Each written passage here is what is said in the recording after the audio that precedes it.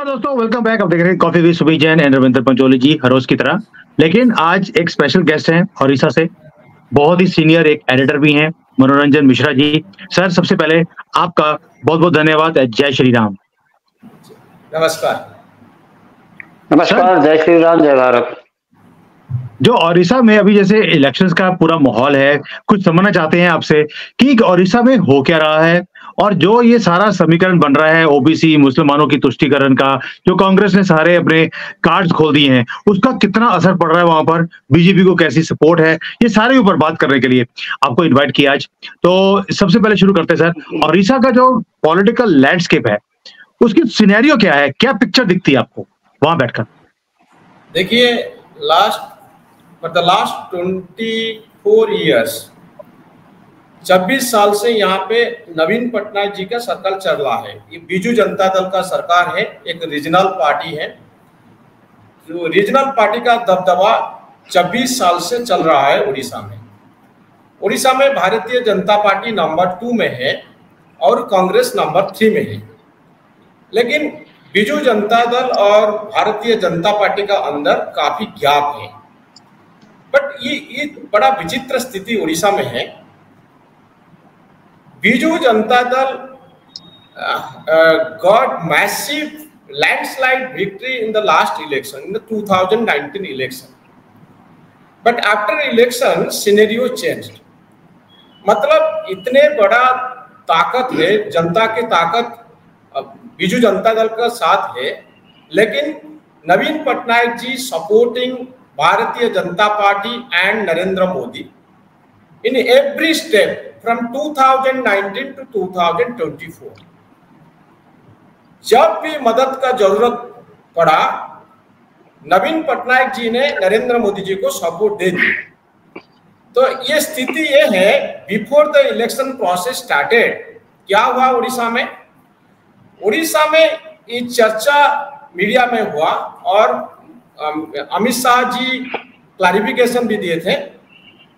बात ये हुआ कि अलायंस का बात हुआ कि नवीन पटनायक जी का पास सपोर्ट है, जनता का समर्थन है, सब कुछ है, लेकिन Biju Janata Dal is going for an alliance with भारतीय जनता पार्टी। ये गठबंधन के लिए चर्चा जोर पकड़ था और ये चर्चा चल रहा था। लेकिन ये गठबंधन नहीं हुआ, अलायंस नहीं बना। सो नाउ भारतीय Janata party and Biju Janata Dal, both of them are contesting election separately. And आप देखें तो बात क्या है कि रीजनल पार्टी में, बीजू जनता दल में नवीन पटनायक जी का जो हर काम, उनका जो private secretary BK Pandyan ji, he is now the centre of attraction and he is the star campaigner for Biju Janata Dal, and he is also eye of the storm now, and the opposition targeting him, and he is the sole person around whom the entire election process is rallying around.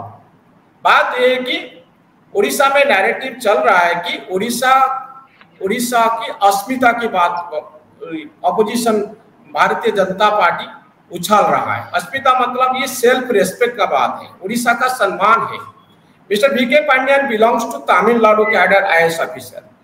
He is managing the party and it is been alleged, opposition allegation कर रहे हैं कि नवीन पटनायक जी कुछ नहीं कर रहा है और BK Pandyan ji managing the entire show, and the bureaucracy is dominating in the entire political landscape.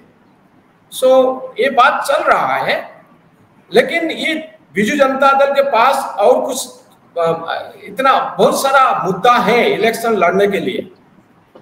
They are rallying, they are propagating the massive development. For the last 5 years the government has undertaken massive development. मतलब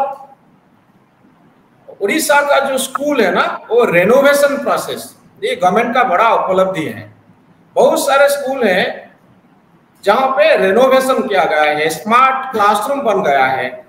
और जो मंदिर है ना उड़ीसा में, बहुत सारे मंदिर इंक्लूडिंग जगन्नाथ मंदिर इन Puri, they have renovated and they have also designed a project called Parikrama Prakalpa in Puri.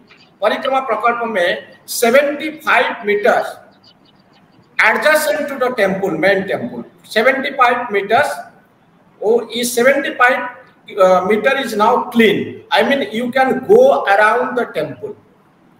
So the decorative process you can find renovation, massive reconstruction, roads, and the Phibi culture that is also there in Odisha.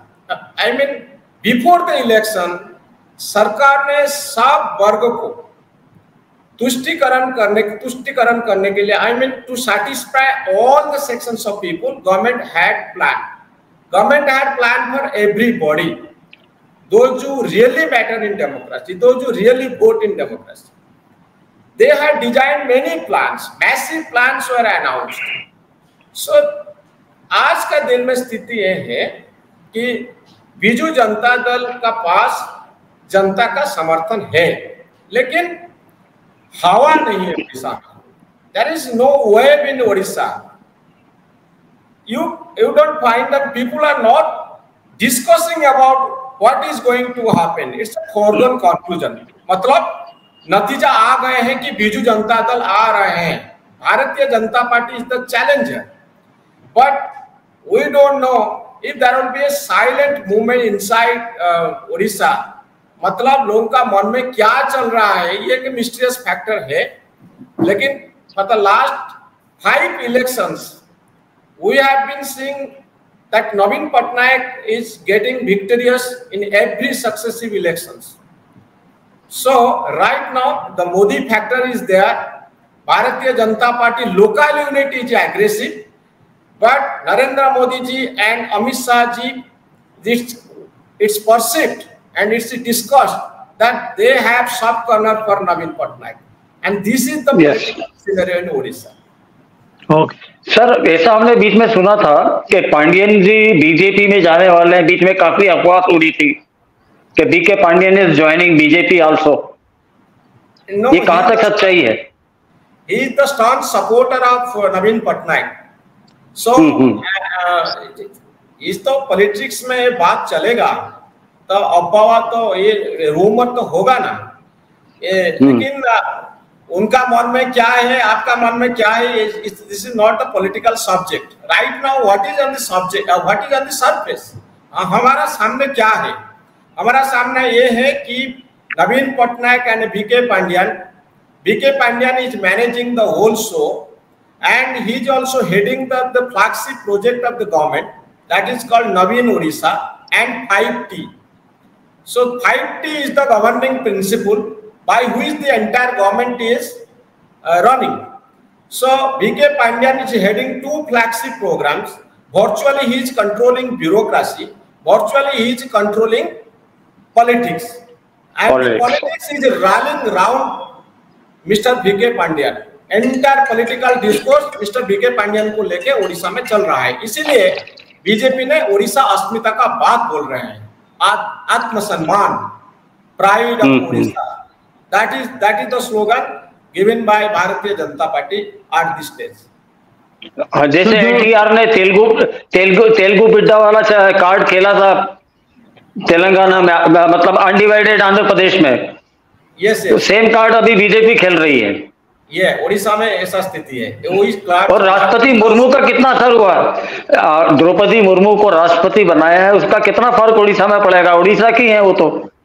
ये तो काफी चर्चा चल रहा था ओडिशा में. ये ओडिशा के लिए डेफिनेटली एक ये गर्व की बात है कि हमारा एक ट्राइबल वुमेन जिन्होंने राष्ट्रपति भवन रायसीना हिल तक चले गए, ये हमारे लिए गर्व है. लेकिन बात ये है कि ये चुनाव का ऊपर कितना असर होगा, ये एक सिंगल फैक्टर है. There are so many factors. लेकिन ये तो इलेक्शन में भारतीय जनता पार्टी बोलेगा लोगों को, ट्राइबल पॉपुलेशन को, ये सब तो बात रखेगा लोगों को सामने कि द्रौपदी मुर्मू एक tribal women and she is right now the president of India. ये तो मुद्दा आएगा. लेकिन ये काफी असर, मुझे लगता है कि ये काफी असर चुनाव पे नहीं होगा इसका ऊपर। सर लेकिन मनोरंजन जी, अभी मैंने देखा कि जो ओडिशा का इलेक्शन होता है बड़ा टिपिकल है। स्टेट की जो वोटिंग होती है तो बिजू पटनायक को मिलती है, सेंटर की जो लोकसभा की इलेक्शन होते हैं तो उसमें बीजेपी को वोट्स मिलती है। बल्कि मैंने देखा कि वहां पर इंटेलिजेंट वोटर है, जबकि हम बोलते हैं कि बहुत ही पिछड़ा हुआ एरिया है, पढ़े लिखे लोग नहीं है, लेकिन ये फर्क देखा हमने। दैट मीन्स इंटेलिजेंट वोटर है। आपको लगता है कि 2019 में जो बीजेपी की सिचुएशन थी वहां पर लोकसभा में, इस बार चेंज आएगी? अगर आएगी तो क्या फैक्टर्स रहेंगे, प्लस या माइनस? लेकिन सच बोलूं तो अब हवा नहीं है, polarisation not been started at. ये लोगों, आप जाएंगे बाजार जाएंगे, मार्केट प्लेस में जाएंगे तो आप ये चुनाव के ऊपर इतना चर्चा नहीं हो रहा है। मतलब पॉलिटिकल आपाथी, पॉलिटिकल साइंस में एक टर्मिनोलॉजी है, इसको बोलते हैं पॉलिटिकल आपाथी। लोगों का इंटरेस्ट नहीं है। मुझे लगता है लोगों का इंटरेस्ट इस इलेक्शन में, चुनाव में इतना नहीं है, ज्यादा हवा नहीं है। 2019 में क्या हुआ था, पुलवामा था, जो हमारा सोल्जर मर के घर लौटे थे तो जुलूस निकाल के लोगों ने पाकिस्तान को गाली देते थे, मोदी जी हीरो बन के आए थे, वो तो बात है 2019 में ये सब चल रहा था। लेकिन इतना एक मुद्दा नहीं है गवर्नमेंट के सपोर्ट में और गवर्नमेंट के विपक्ष में, जो लोग आएंगे और वोट देंगे। देखिए आप तो फर्स्ट पेज में भी वोटिंग परसेंटेज कम हो गया, तो कहीं ना कहीं लोगों का अंदर ये पॉलिटिकल आपाती चल रहा है, इंटरेस्ट नहीं है। हवा कुछ मैंने कुछ हवा फील नहीं कर रहा है, ये मेरा परसेप्शन है, पर्सनल ओपिनियन हो सकता है। थोड़ा सा मैं भी आपका राय इस मामले में जानना चाहता हूं कि आप फील करते हैं कि उड़ीसा में इतना हवा नहीं है, वही है चुनाव का जो विचित्र स्थिति है। सर मैं उड़ीसा में रहा हूँ, भुवनेश्वर में, आपको पता है, संवाद के साथ मैं जुड़ा रहा हूँ। तो मेरा ये मानना है कि जो वो क्रिश्चियन में वो धर्म परिवर्तन वाला मुद्दा है, एक वो मुद्दा है ही, और दूसरा इस बार वोटर पहले से डिसाइड करके बैठा हुआ है कि मुझे किसको वोट देना है। ये दो फैक्टर हैं मेरे ख्याल से जो रोल अपना प्ले करेंगे। तो पार्डन फास्ट आपने क्या बोला?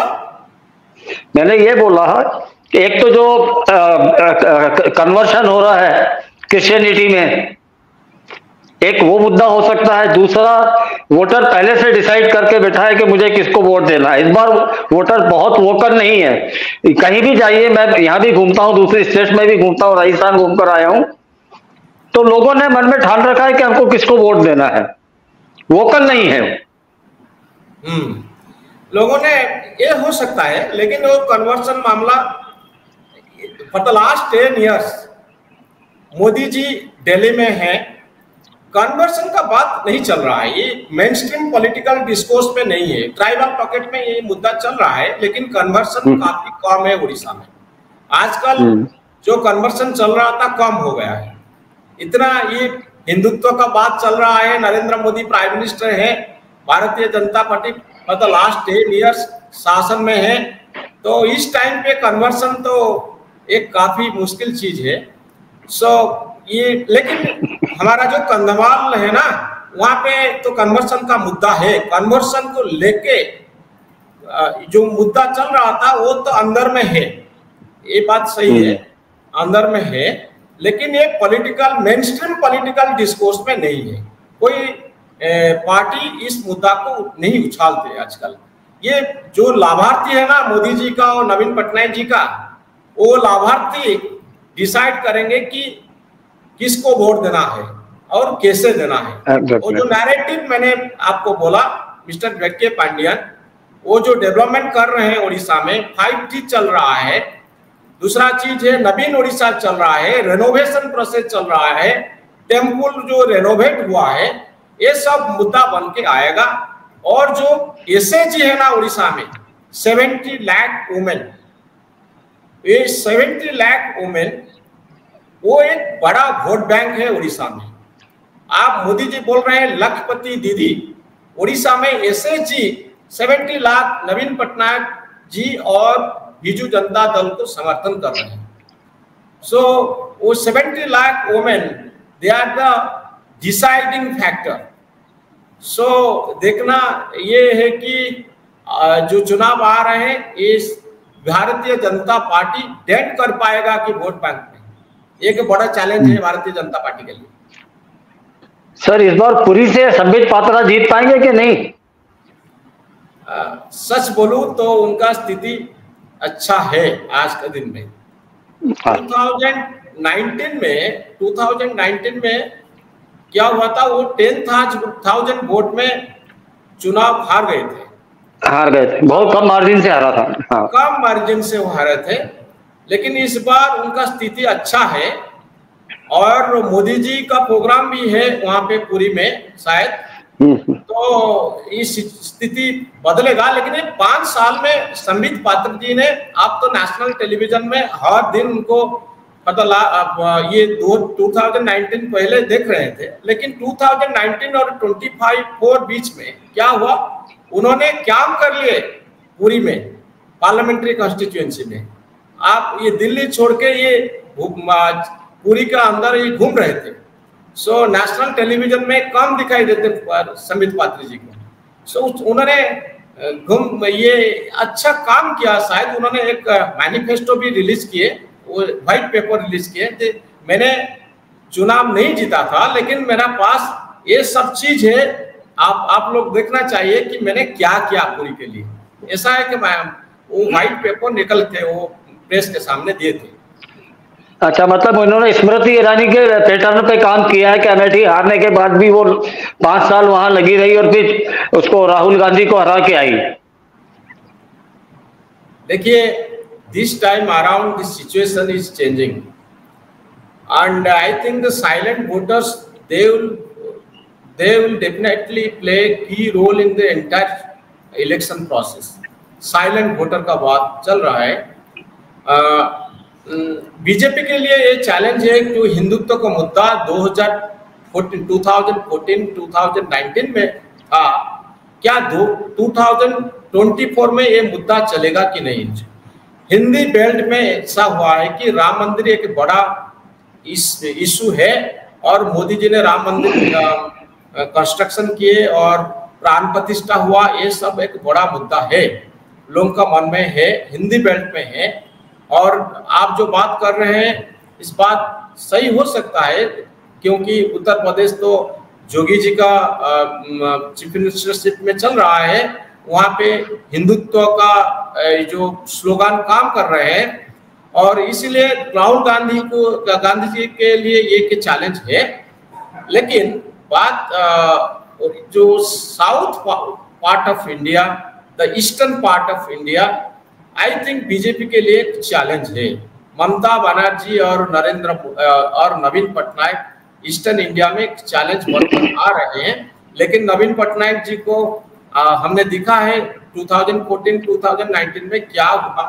ये वेरी पीसफुल स्टेट है और नवीन पटनायक जी सेंटर के साथ he is not interested to have quarrel with Mr. Narendra Modi. सो ये है कि जब बीजू जनता दल ज्यादा से ज्यादा सीट पाएगा इस इलेक्शन में, ये it will be taken that BJP has got the support from Odisha. ये बीजेपी और बीजेपी ये लोग का नवीन बाबू और दोनों वृश्चिक राशि है, नवीन और नरेंद्र, तो दोनों की दोस्ती भी बहुत अच्छी है, बहुत अच्छी दोस्ती है। और मीडिया में चर्चा चल रहा है, ये एक क्लैंडस्टाइन अंडरस्टैंडिंग ऐसा लोग बोल रहे हैं कि ये अंदर में दोनों मिलके रहे हैं। तो कांग्रेस इस बात को उछालता है कि वो एक मैरिज प्रोसेसन भी अरेंजमेंट किया था कांग्रेस पार्टी ने। बीजेडी और BJP secretly got married, clandestine relationship, अंदर में दोनों एक है। तो रियल ऑपोजिशन हम लोग है। ये कांग्रेस का जो प्रचार चल रहा है ना, इसमें ये बात को वो लोग उछालते हैं कांग्रेस पार्टी। जैसे हमारे गांव में होता है कि गांव में होता है कि शादी हो गई तो गोना नहीं हुआ, गोना बाद में होता है, उसी तरह का मामला चल रहा है कि लोकसभा चुनाव के बाद वो दुल्हन को ले जाएंगे। ऐसा बात चल रहा है। सर जैसे बांग्लादेश में, ये वेस्ट बंगाल में हम देखते हैं कि वहां पर बांग्लादेशियों के जो घुसपैठी हैं, रोहिंग्याज हैं, उसका बहुत बड़ा इश्यू है। डेमोग्राफी चेंज हो गई और वहां पे आपको मालूम है गंद पड़ा हुआ है वेस्ट बंगाल के अंदर। क्या ओडिशा के अंदर भी वो वाला गंद है बांग्लादेशियों का, जो वहां से इतने कॉकरोच आके बांग्लादेश में सेटल हो गए हैं? बांग्लादेशी इन्फिल्ट्रेटर्स ओडिशा में है, लेकिन ये चुनाव पे इतना बड़ा मुद्दा नहीं बनता है। यहाँ पे हमारा जो कोस्ट लाइन है, करीब 480 किलोमीटर कोस्ट लाइन हमारा है। ये 480 किलोमीटर में आप देखेंगे तो बांग्लादेशी बहुत संख्या में, उड़ीसा का जो कोस्टल डिस्ट्रिक्ट है, केंद्रापड़ा एक डिस्ट्रिक्ट है, वहाँ पे आप इन्फिल्ट्रेटर को देखेंगे, वो परमानेंटली सेटल हो गए एक्चुअली। तो कुछ साल पहले एक मुहिम शुरू हुआ था जो बांग्लादेश को निकालने के लिए, लेकिन वो मुहिम ये हो नहीं पाया। It was not successful during the alliance government before 2019। सो ये इन्फिल्ट्रेटर है, वो कभी कभी बीजेपी ने इस मुद्दा को लोगों को सामने लाते हैं, लेकिन बात यह है कि एक मेन स्ट्रीम पॉलिटिकल डिस्कोर्स में नहीं है। ये जो बांग्लादेशी इन्फिल्ट्रेशन इशू, ये मेन स्ट्रीम पॉलिटिकल डिस्कोर्स में नहीं है। आपको ये लगता नहीं है कि उड़ीसा को टूरिज्म के हिसाब से बहुत ज्यादा डेवलप किया जा सकता है? क्योंकि मैं रहा हूँ पूरा, मैंने एक एक डिस्ट्रिक्ट घूमा है, तो वैसा टूरिस्ट इंटरेस्ट का डेवलप नहीं कर पाया है जैसे जो यूपी ने या मध्य प्रदेश ने अपना डेवलप किया है। जैसे जगन्नाथपुरी जी है, वहां पे जगन्नाथ लोक एक बहुत अच्छा बनाया जा सकता है, कोणार्क का सूर्य मंदिर है, और भी बहुत सारे प्लेसेस हैं। चिल्का झील को बहुत अच्छे तरीके से पिकनिक स्पॉट बनाया जा सकता है, टूरिस्ट प्लेस बनाया जा सकता है। उससे कुछ काम हो रहा है क्या? एक काम तो चल रहा है। हमारा एक ब्लू फ्लैग बीच है पुरी में, जो इंटरनेशनली रिकॉग्नाइज्ड बीच। सो काफी काम बाकी है। रोबस्ट इंफ्रास्ट्रक्चर चाहिए और एक एंशिएंट सिटी को कैसे बनाना है, इसको भी एक प्लानिंग चाहिए। काफी काम पुरी में चल रहा है। एक्चुअली बीजू जनता दल के लिए पुरी एक फ्लैगशिप सिटी था, और for the last 5 years government has put resources, and काफी कंट्रोवर्शियल भी हुआ सब इशू परिक्रमा प्रकल्प। और देखिए ना, एक मामूली टूरिस्ट प्लेस नहीं है पुरी, एक स्पिरिचुअल प्लेस है, रिलीजियस प्लेस है। एक रिलीजियस प्लेस को आप कैसे डिजाइन करना चाहिए, उनका जो स्ट्रक्चर होगा, जो सिटी का लुक एंड फील कैसा होना चाहिए, ये एक चर्चा की बात है। लेकिन रोबस्ट इंफ्रास्ट्रक्चर आप कैसे बनाना चाहिए पुरी के लिए, बहुत काम बाकी है। लेकिन आप कोणार्क और पुरी, ये दोनों 2 important places of Odisha. If you go to Konark or go to Puri, they are very adjacent to each other. ये स्कोप है बहुत सारे काम करने के लिए। जो अच्छा सी बीच है ना, मैं तो रविंद्र जी और सुमित जी आपको इनवाइट करना चाहूँगा कि आप पुरी आइए, कोणार्क आपको जाना चाहिए आप लोग, और देखेंगे तो एक वर्ल्ड का एक अट्रैक्शन है। पूरा प्लानेट में जितना जगह है, आप पुरी जाएंगे, कोणार्क जाएंगे तो आप इतना अच्छा लगेगा आपको, और you will find uniqueness around the most attractive place of Odisha, of India. This secret, आप तो जो टूरिस्ट प्लेस का जो बात कर रहे हैं ना, जो टूरिज्म कैंपेन चल रहा है ना, जो गॉड्स ओन कंट्री जैसे केरला का बोलते हैं, आप ऐसे देखिए ना, एक spiritualism all around, tranquillity all around, and see the beach, you will find uniqueness. It's a kind of international flavor in the city of Puri and Konark. So many things can be done. There is scope to improve the situation. I do agree the government is doing something substantial, but international, मेरा तो एक रविंद्र जी, सुमित जी, मेरा तो एक उम्मीद है कि Europe और अमेरिका और यूके से टूरिस्ट ओडिशा आना चाहिए, कोणार्क जाना चाहिए, भितरकनिका जाना चाहिए और पुरी जाना चाहिए। ये मेरा उम्मीद है। तो दुनिया का सबसे अमीर लोग ओडिशा आना चाहिए, और if you want tranquility, if you want peace, if you want to realize the spiritualism, these are all the places that should be explored. बहुत बढ़िया सर। मनोरंजन जी, एक चीज बताइए, जैसे बाकी स्टेट्स में देखते हैं कि जो अर्बन प्लेस पे जो वोटर है और रूरल में है, उसपे फर्क है वोटिंग पैटर्न में। रूरल वाले बीजेपी बीजेपी कर रहे हैं बिकॉज लाभार्थी बहुत ज्यादा हैं, अर्बन वालों के इश्यूज अलग होते हैं। ओडिशा के अंदर ये जो डेमोग्राफी है रूरल अर्बन की, उसमें आपको क्या लगता है कि क्या डिफरेंस है? बीजेपी को कितना, बीजेडी को कितना, क्या आपको लगता है डिफरेंस? देखिए, जो rural voting pattern is different, urban voting pattern is different. You find middle class people supporting Bharatiya Janata party BJP. Stock market में उछाल हो रहा है। अब देखिए, जो म्यूचुअल फंड और आप देखेंगे सेविंग कितना ज्यादा हो रहा है, उछाल हो रहा है स्टॉक मार्केट में। तो middle class is happy somehow. लेकिन रूरल पॉकेट में आप देखेंगे कि जो लाभार्थी हैं, उनका एक डिसाइसिव रोल रहेगा इस चुनाव में। The government, Biju Janata Dal government is closer to people. तो Bharatiya Janata party government is not so closer to people and there are कमी है, डेफिशिएंसी है। क्या कमी है? उड़ीसा में जो लोकल यूनिट है भारतीय जनता पार्टी का, वो इतना शक्तिशाली नहीं है जैसे बीजू जनता दल ऑपरेट करता है। Biju Janata Dal is a well oiled machine. भारतीय जनता पार्टी लेकिन थोड़ा कम है। आई मीन दिल्ली में जैसे आप फोर्स देते हैं, जितना एनर्जी डालते हैं, उत्तर प्रदेश में जितना एनर्जी डालते हैं, कांग्रेस में जो एनर्जी देते हैं आप लोग, उड़ीसा मैं नहीं सोचता कि इतना एनर्जी दे रहे हैं central unit. So Biju Janata Dal is well organised, managed by bureaucracy, as by Bharatiya Janata party, and they are maintaining the status quo. I mean उनका जो वोट बैंक है, ये वोट बैंक को डेंट करने के लिए जो जरूरत है, एनर्जी का जरूरत है, ये एनर्जी भारतीय जनता पार्टी लोकल यूनिट का पास नहीं है। दे आर काफी aggressive now. The local unit leaders Manmohan Samal, Baijayant Panda, Aparajita Sarangi, they are vibrant and they oppose the alliance. They talk of alliance with Biju Janata Dal tooth and nail. लेकिन बात है कि ये जमीन हकीकत है कि ग्राउंड लेवल में भारतीय जनता पार्टी का जितना पेनेट्रेशन होना चाहिए मोदी जी के रिजिम में, ऐसा नहीं हो पा रहा है। Biju Janata Dal is a well oiled machine and तो वोट बैंक को डेट करने के लिए जो एनर्जी और जो संगठन का जरूरत है, ऐसा आज का दिन में नहीं है।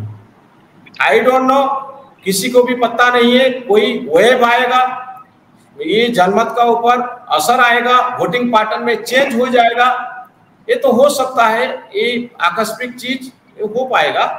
लेकिन आज का दिन में बीजू जनता दल का जो पेनेट्रेशन है ग्राउंड लेवल में, इतना पेनेट्रेशन भारतीय जनता पार्टी का नहीं है। ये जमीन हकीकत है। मिश्रा जी, ये विजयंत पांडा जी हैं, ये तो बीजू जनता दल में रहे हैं, काफी क्लोज रहे नवीन बाबू के, तो इनका भी पेनिट्रेशन तो काफी रहा है ऑर्गेनाइजेशन में, तो इनको तो काफी इन एंड आउट पता है, तो उसका बेनिफिट बीजेपी को नहीं मिलेगा क्या? थोड़ा सा डिफरेंस ऑफ ओपिनियन मेरा होगा आपका साथ रविंद्र जी। ये हाँ। दिल्ली में बैजयंत पंडा को सब लोग जानते हैं। हाँ। He is more associated with Delhi politics and less associated with Odisha politics. Oh. So the ground reality is something different. 2019 में वो जीत नहीं पाए केंद्रापड़ा से, और this time also he is also contesting from Kendrapara, चुनाव लड़ रहे हैं। तो जो दिल्ली में उनका एक स्पेशल आइडेंटिटी है, उड़ीसा का बात वो दिल्ली से पहुंचता, he is able to communicate with the people in Delhi, with Narendra Modi, with the senior leaders of the party, but ये ग्राउंड लेवल में उनका इतना पेनेट्रेशन नहीं है। एक्चुअली ये सच है। एक्चुअली वो भी पॉलिटिकल राइवलरी बीच में था, वो बीजेपी का जो कुछ लीडर थे उनके साथ भी इतना जेल नहीं हो पा रहे थे, लेकिन आजकल लोग काफी एक्टिव है उड़ीसा में। और ये जो अलायंस का बात चल रहा था, बैजंत जी was not in favor of any alliance. He has been with Aparajita and Manmohan Samal, and right now state का जो political process चल रहा है, भारतीय जनता पार्टी का जो internal politics चल रहा है, उनमें he is now the key member of that process. अपराजिता अपनी सीट निकाल लेंगी सर? क्या अपराजिता अपनी सीट निकाल लेगी? लेकिन अपराजिता का काफी फैन फॉलोअर्स है सर। एक चीज बताइए, जो बीजे पटनायक हैं, ये पटनायक कह दिया, पांड्या जी हैं, इनके ऊपर करप्शन के चार्जेस भी बहुत है, क्योंकि कई लोग हमारे यहाँ पर ओडिशा से भी आते हैं। उन्होंने बड़ी बार पूछा है कि ये आदमी ने इतना ज्यादा निकम्मा कर दिया है बीजू पटनायक को कि वो इनसे बिना पूछे तो वो मूतने भी जाते नहीं हैं। और इन्होंने नहीं पांडा जी नहीं, पांडियन है वो, पांडियन बोल रहा हूँ, पांडियन, बीके पांडियन। वो इतना ज्यादा इन्फ्लुएंशियल हो गए वहां पर कि वहां पर बीजू पटनायक उनके बिना पूछे कुछ करते भी नहीं है।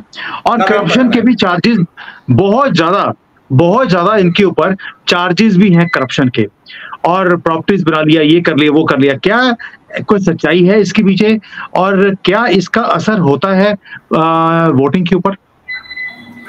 देखिए, परसेप्शन में तो आप बोल सकते हैं, एलिगेशन तो आएगा पॉलिटिक्स में, लेकिन ये कोर्ट ऑफ लॉ में कुछ नहीं है आजकल, आज का दिन में।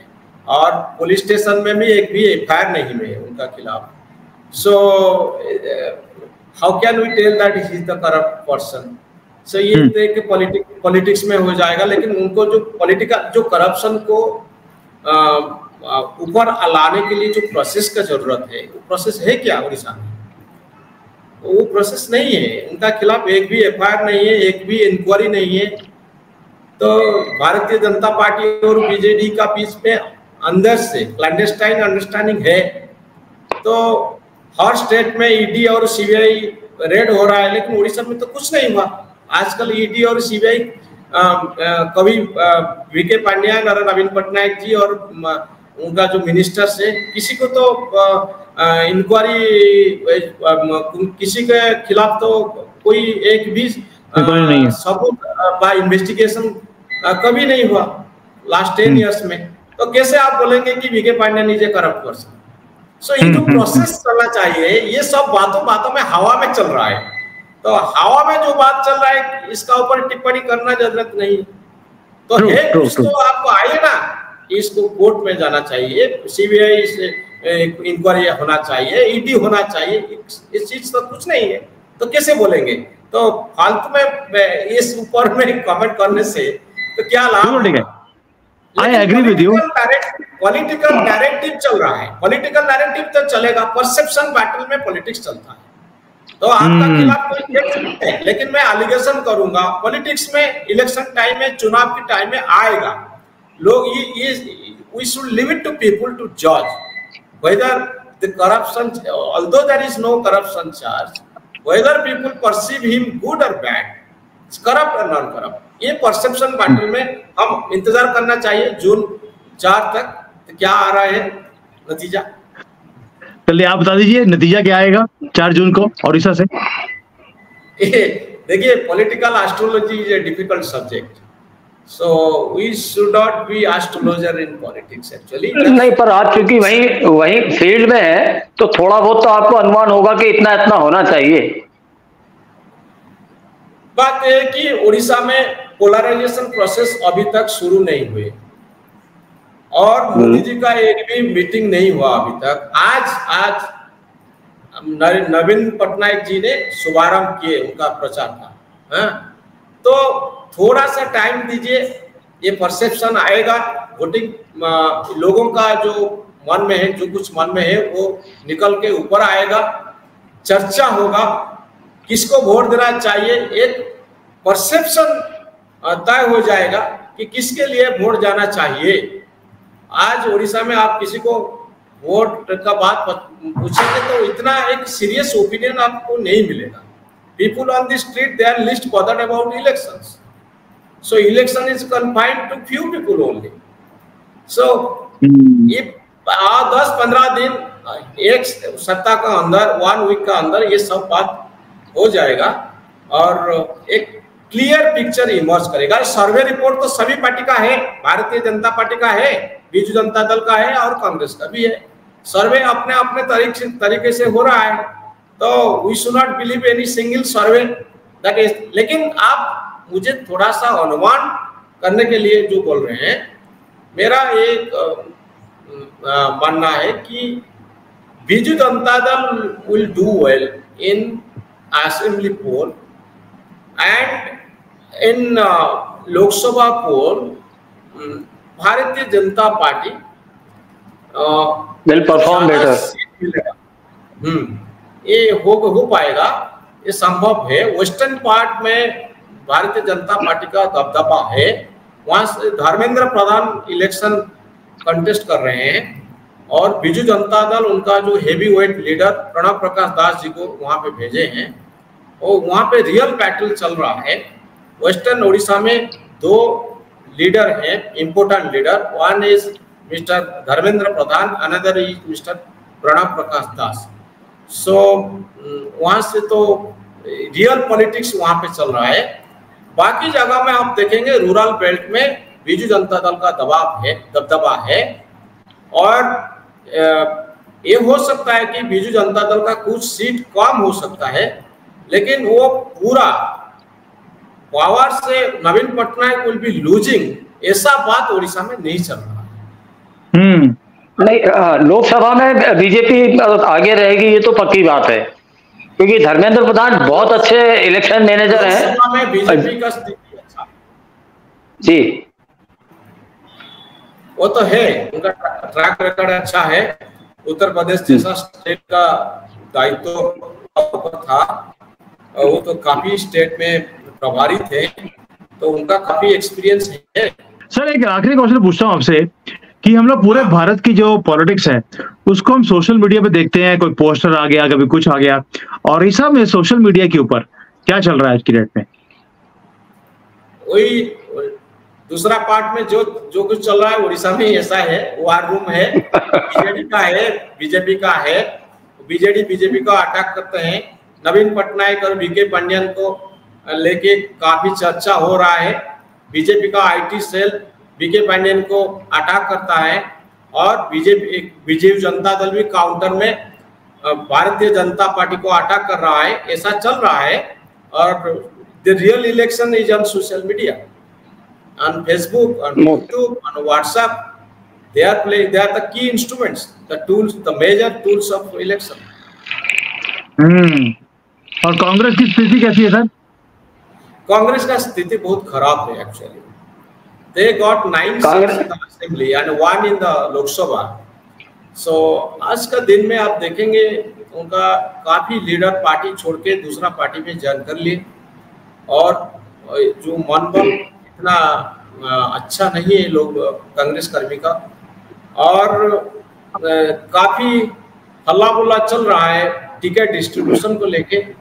सो it will be great if Congress can retain that 9 assembly seats and 1 assembly seats. It will be great if it can retain it. तो मतलब जेवी पटनायक के बाद कांग्रेस का कोई लीडर नहीं हुआ जो कांग्रेस को संभाल सके। हाँ, ऐसा बात सही है।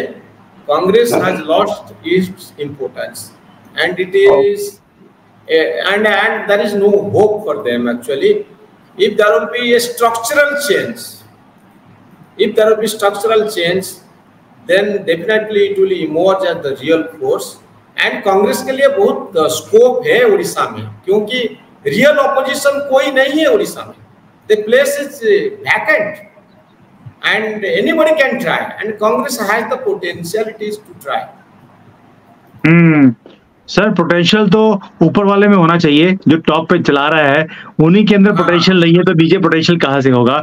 और जिनको आगे फेस के लिए खड़ा किया गया है खड़गे, वो खुद खड़े नहीं हो सकते तो पार्टी को खड़ा क्या करेंगे? तो दैट इज देयर डायलेमा।